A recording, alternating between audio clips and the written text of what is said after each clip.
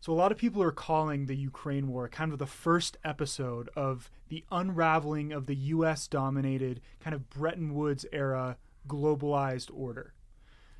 So it's interesting to look back at the last time we had deglobalization, which happened at the beginning of the 20th century.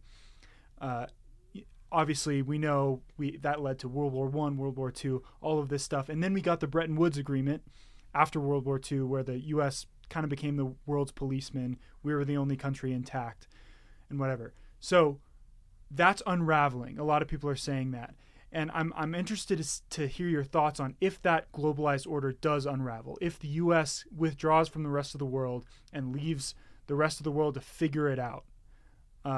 What happens? What are the implications for us? I think it's curious, this notion that things are changing. Yeah, things are changing. But I lean pretty heavily on Thomas Kuhn's The Structure of Scientific Revolutions. You can have changes and problems within a model that really don't impact the operative model for a long period of time. And I think people are assuming that if you have a problem, therefore the model's going to shift. It doesn't shift until you have a replacement, something to displace.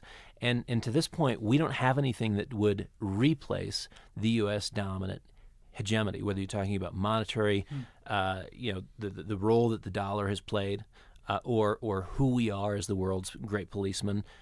Who's going to stand in for us? Europe is in shambles. The EMU may not survive another 3 to 5 years. China, has aspirations, but the depth of their capital markets is one problem. They're dealing with a near internal collapse in terms of their own financial system and economy. Coming through COVID, and things are not getting better; they're getting worse.